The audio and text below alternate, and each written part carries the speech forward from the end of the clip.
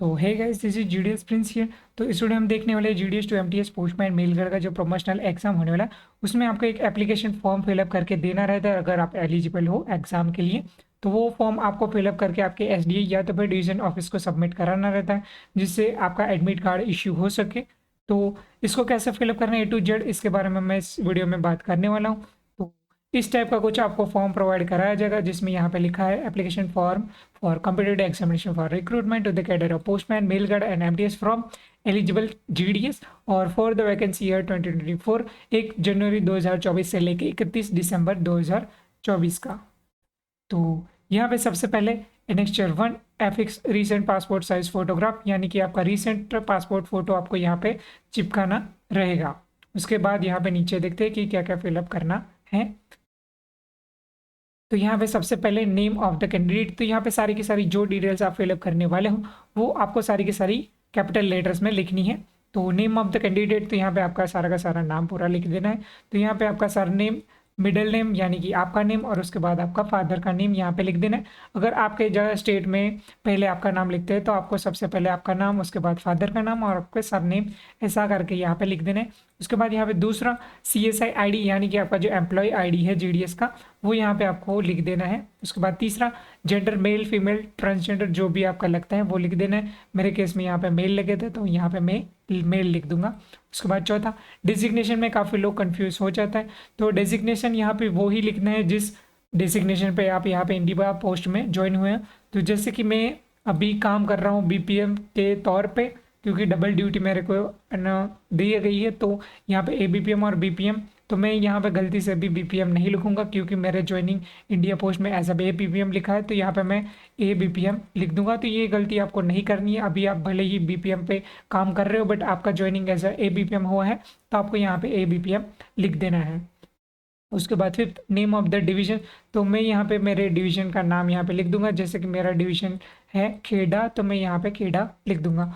उसके बाद सिक्स्थ में डेट ऑफ द बर्थ, तो यहाँ पे आपको डेट ऑफ बर्थ लिख देनी है आपकी। तो सबसे पहले डेट, उसके बाद मंथ और इसके बाद आपका ईयर लिख देना है। और attach self attested matriculation certificate and marksheet, तो यहाँ पे इसके पीछे आपको जेरॉक्स अटैच करनी है मैट्रिकुलेशन सर्टिफिकेट की, और उसके साथ 10th की मार्कशीट की आपको जेरॉक्स अटैच करनी है इस फॉर्म के साथ। और उसमें नीचे आपको सेल्फ अटेस्टेड, यानी कि आपको उसमें जितनी भी आप जेरॉक्सेस इसके साथ अटैच करते हो उसमें नीचे आपको अपनी साइन कर देनी है भूले बिना। उसके बाद seventh category UR SC ST OBS और EWS, तो यहाँ पे आपकी जो भी कैटेगरी लगती है वो यहाँ पे आपको लिख देनी है। उसके बाद 8 education qualification attach self attested copies of marksheet, तो यहाँ पे एजुकेशन क्वालिफिकेशन जो भी आपका रहेगा वो यहाँ पे आपको लिख देना है। तो मेन तो आपका 10th का और उसके बाद 12th का रहेगा, और उसके बाद आपका जो भी हायर एजुकेशन क्वालिफिकेशन है वो भी यहाँ पे आप लिख सकते हो। तो SSC HSC हमारे गुजरात के लिए जो लगता है वो, और उसके बाद आपने जो भी हाईएस्ट क्वालिफिकेशन लिया है, जैसे कि मैंने मैकेनिकल इंजीनियर लिया है, तो उसका लास्ट सेम का मार्कशीट यहाँ पे आपको लिख देना है। तो यहाँ पे डिप्लोमा मैकेनिकल इंजीनियरिंग यहाँ पे आपका जो भी लगता है वो यहाँ पे आप लिख सकते हो, और उसका मार्कशीट का जो जेरॉक्स है वो भी अटैच करना है आपको। उसके बाद 9th में ऑफिस वेयर प्रेजेंटली अटैच, मतलब कि आपका ज्वाइनिंग जहाँ पे कहीं और पे हुआ था बट अभी आपको टेम्पररी कहीं और जगह पे अटैच किया है, तो वो यहाँ पे उस BO का या SO का जो भी नाम है वो यहाँ पे आपको लिख देना है। उसके बाद 10th में date from which counting in GDS engagement, यानी कि आपका जो original as a GDS join हुए हो इंडिया पोस्ट में वो यहाँ पे आपको लिख देना है। इसमें आपको बिल्कुल भी गलती नहीं करनी है। तो मेरे केस में 12 जून 2018 है, तो मैं यहाँ पे वो लिख दूंगा। उसके बाद 11th में length of engagement rendered as GDS as on 1 January 2024 में, और उसके बाद दूसरा एज एज ऑन 1 जनवरी 2024।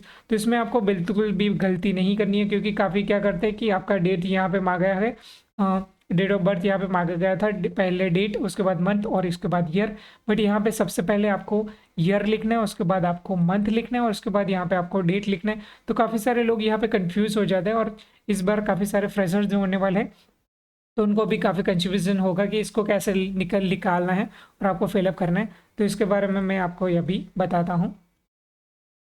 तो आपको कैलकुलेशन करने के लिए ब्राउज़र पे एज कैलकुलेटर लिख के सर्च कर देना है तो सबसे पहली वेबसाइट आ जाएगी calculator.net। अगर आपको नहीं मिल रही है तो इसका लिंक मैं इस वेबसाइट का डिस्क्रिप्शन में दे दूंगा, वहां से भी जाके आप ओपन करके कैलकुलेट कर सकते हो। तो इसको ओपन करोगे तो सबसे पहले नीचे as at the date of में आपको 1 जनवरी 2024 सिलेक्ट कर लेना है। उसके बाद सबसे पहले कैलकुलेट करेंगे length of engagement rendered as GDS as on 1 January 2024, यानी कि 1 जनवरी 2024 में आपका कितने साल, कितने महीने और कितने दिन हुए आपको एज ए जीडीएस काम करते हुए।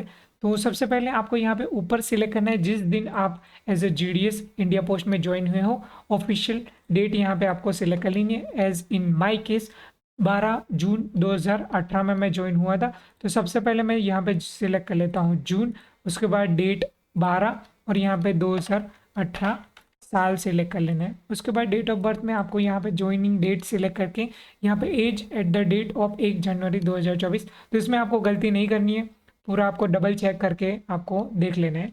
उसके बाद आपको कैलकुलेट करना है। कैलकुलेट करोगे तो यहाँ पे आ जाएगा 5 साल 6 महीने और 20 दिन एज ए जीडीएस काम करते हुए मेरे को हुए हैं 1 जनवरी 2024 की डेट को। तो यहाँ पे आपको सबसे पहले ये गलती भी आपको नहीं करनी है, देख लेना है। सबसे पहले वाई यानी कि ईयर आना चाहिए, उसके बाद मंथ आना चाहिए और लास्ट में डेट आना चाहिए। तो इन माई केस 5 ईयर 6 मंथ और 20 डेज, तो सबसे पहले 0506 मंथ एंड 20 डेज, इस हिसाब से आपको लिखना है। और same as as on 1 January 2024, तो सेम आपको कैलकुलेट करना है। आपको यहाँ पे कुछ भी चेंज नहीं करना है, सिंपली 1 जनवरी 2024 नीचे रखना है as at the date of, और यहाँ पे डेट ऑफ बर्थ में आपका ओरिजिनल डेट सिलेक्ट कर लेना है। जैसे कि मैं एग्जांपल के तौर पर मैं सिलेक्ट कर लेता हूँ 1 जनवरी 1997। तो यहाँ पे कैलकुलेट करूँगा तो यहाँ पे डेट आ जाएगा 27 ईयर्स 0 मंथ एंड 0 डेज। तो यहाँ पे 27 यहाँ पे 0 लिख देना है। अगर चेंज करना है तो आपका कुछ और भी बर्थ डेट है तो आपको सिलेक्ट कर लेना है। जैसे कि मेरा ओरिजिनल बर्थ डेट है 15 अगस्त 1997, तो यहाँ पे कैलकुलेट कर लेता हूँ। तो यहाँ पे देख सकते हो 26 ईयर्स 3 मंथ्स एंड 70 डेज, तो यहाँ पे 26 3 एंड 70 डेज मुझे ऐसे पे लिख देना है। तो इस टाइप से आप जो है वो कैलकुलेट कर सकते हो, और इसमें खास करके आपको चेकिंग करना है क्योंकि आपको इसमें गलती नहीं होनी चाहिए। उसके बाद यहाँ पे एज एज ऑन ये आ गया आपका, उसके बाद ये भी आ गया। उसके बाद 13th weather person with disability, अगर आपको कोई भी डिसेबिलिटी यानी कि आप हैंडीकैप है तो यहाँ पे आपको यहाँ पे यस सिलेक्ट करना है, अगर आपको नहीं है तो नो सिलेक्ट कर लेना है। और उसके बाद यहाँ पे नीचे 13.1 अगर आप पीडब्ल्यूडी कैंडिडेट है यानी कि हैंडीकैप कैंडिडेट है तो यहाँ पे if yes nature of disability अगर आप हैं तो यहाँ पे यस करना है। और उसके बाद यहाँ पे नेचर ऑफ डिसेबिलिटी यानी कि OH VH अदर्स, तो अगर आप हैंडीकैप है तो आपको पता होगा कि यहाँ पे आपकी कैटेगरी क्या है, तो वो यहाँ पे आपको लिख देनी है। और उसके बाद परसेंटेज ऑफ डिसेबिलिटी, तो आपका कितनी परसेंट आपको डिसेबिलिटी है तो वो यहाँ पे आप लिख सकते हो 50%, 70%, 90%, तो वो भी यहाँ पे आप लिख सकते हो। उसके बाद 14th weather working in APS यानी कि आर्मी पोस्टल सर्विस में वे आप वर्क कर रहे हो, तो उसके हिसाब से भी आपको यहाँ पे यस नो कर लेना है। मोस्टली का आंसर यहाँ पे नो ही आएगा। उसके बाद 15th whether any penalty is in currency और disciplinary proceeding pending if yes details therefor, तो यहाँ पे आपके ऊपर कोई भी पेनल्टी या फिर मनी केस में भी कोई भी केस हुआ है तो वो भी पेंडिंग है, या तो फिर डिसिप्लिनरी एक्शन आपके लिया गया है तो वो भी केस पेंडिंग है, तो आपको यहाँ पे यस लिख देना है। और अगर नहीं है तो यहाँ पे आपको नो लिख देना है। और उसके बाद यहाँ पे लास्ट में डिक्लेरेशन लिया जाता है कि आपकी इस ऊपर दी गई सारी जानकारी सही है, और इसके साथ जो जो भी डॉक्यूमेंट्स की आप जेरॉक्स अटैच करोगे वो भी सारी की सारी ओरिजिनल डॉक्यूमेंट्स अवेलेबल हैं आपके पास। तो यहाँ पे इसका डिक्लेरेशन देख के आपको यहाँ पे सिग्नेचर करना रहेगा, और जिस दिन आप फॉर्म फिलअप करके आप दे रहे हो उसका डेट और प्लेस जहाँ पे आप फॉर्म फिलअप करे हो उसका यहाँ पे आपको लिख देना है। उसके बाद ये फॉर्म आपको बिल्कुल भी कुछ भी करना नहीं है, आपको कुछ भी इसमें फिलअप करना नहीं है क्योंकि ये फॉर्म फिलअप किया जाता है SDA सर के थ्रू, और उसके बाद आगे आपका एप्लीकेशन जाता है। और यहाँ पे आपको फिलअप करना है एनेक्सर 2 में, यहाँ पे आपका पूरा का पूरा नेम, डेस्टिनेशन BPM ABM डाक सेवक जो भी आपका होता है वो यहाँ पे, नेम ऑफ द डिवीजन आपका डिवीजन का नाम। उसके बाद यहाँ पे आपको फिलअप करना रहता है ऑप्शन फॉर पोस्ट। तो आप सिर्फ MTS के लिए एलिजिबल हो तो यहाँ पे नो, पोस्टमैन में नो, मेल गार्ड में नो, और यहाँ पे MTS में यस करके, MTS में 1 करके यहाँ पे आपको कुछ भी करना नहीं है। बट अगर आप तीनों के तीनों एग्ज़ाम के लिए आप एलिजिबल हो तो जैसे कि मैं तीनों एग्ज़ाम के लिए एलिजिबल हूँ, तो मैं सबसे पहले यहाँ पे तीनों में यस लिख दूंगा। और उसके बाद यहाँ पे ऑर्डर ऑफ प्रेफरेंस में मैं सबसे पहले प्रेफरेंस चाहता हूँ पोस्टमैन में, तो मैं यहाँ पे 1 लिख दूंगा। उसके बाद एमटीएस में तो यहाँ पे 2, और उसके बाद मेल गार्ड में तो 3। इस टाइप से आप प्रेफरेंसेस दे सकते हो। तो उसके बाद यहाँ पे नीचे आता है order of preference of division units by GDS applicants for postman mail guard. तो यहाँ पे पोस्टमैन के लिए ऑर्डर ऑफ प्रेफरेंस दिया जाता है, और यहाँ पे दूसरा फॉर्म आपको दिया जाएगा। तो सबसे पहले यहाँ पे बी में पोस्टमैन और मेल गार्ड के लिए जो प्रेफरेंस देना होता है वो यहाँ पे आपको सारा का सारा फिलअप करना रहेगा। तो यहाँ पे सारी की सारी पोस्टमैन मेल गार्ड के लिए सीट्स हैं। और उसके बाद यहाँ पे सी में आपके एमटीएस के लिए है, और यहाँ पे सी में एमटीएस के डिविजन्स के नेम है। तो सबसे पहले अगर आप एमटीएस के लिए सिर्फ एग्ज़ाम दे रहे हो और पोस्टमैन मेल गार्ड के लिए आपका नहीं देना है, तो यहाँ पे आपको कुछ भी फिलअप नहीं करना है, एज इट इज़ ब्लैंक छोड़ देना है। और उसके बाद यहाँ पे आपको सी में फिलअप करना है अगर आप एमटीएस के लिए एलिजिबल हो और एग्ज़ाम दे रहे हो तो। और अगर आप तीनों के लिए एलिजिबल हो और एग्ज़ाम दे रहे हो तो यहाँ पे आपको सारी की सारी डिटेल्स फिलअप करनी है, एज मुझे सारी की सारी डिटेल्स फिलअप करके देनी रहेगी। तो यहाँ पे मैं एग्जाम्पल के तौर पे एमटीएस का फिलअप करके दिखा देता हूँ कि आपको कैसे फिलअप करना है। तो यहाँ पे नीचे सबसे पहले तो डिविजन्स के नेम यहाँ पे आप देख सकते हो, और यहाँ पे क्लियरली मेंशन किया हुआ है कि there are also requested to write name of division और unit clearly. For example, do not write only Ahmedabad but write Ahmedabad city division और अहमदाबाद जीपीओ और आरएमएस AM डिवीजन, और do not write only Vadodara but write Vadodara east division, Vadodara west division और RMS west division.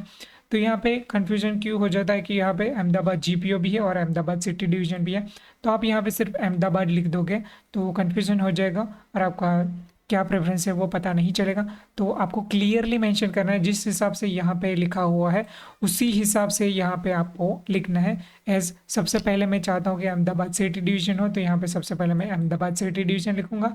उसके बाद Ahmedabad GPO, तो उसके बाद दूसरे नंबर में मैं अहमदाबाद जीपीओ लिखूंगा। और उसके हिसाब से ये आपको पूरा का पूरा लिखना है, क्योंकि यहाँ पे सेम वडोदरा में भी ऐसा ही है, Vadodara east division, Vadodara west division. सिर्फ वडोदरा लिख दूंगे तो वहाँ पे क्लैरिफिकेशन नहीं मिल पाएगा उन लोगों को कि आपने क्या लिखा है। तो इस हिसाब से सारा का सारा आप फिलअप कर सकते हो। तो यहाँ पे 33 जो सीट्स यहाँ पे लिखने के लिए आपको दी गई है, तो यहाँ पे टोटल जो आपको यहाँ पे ऑप्शंस भी दिए गए वो सारे के सारे 33 डिविजन्स के दिए हैं। तो आप सारे के सारे फिलअप कर सकते हो।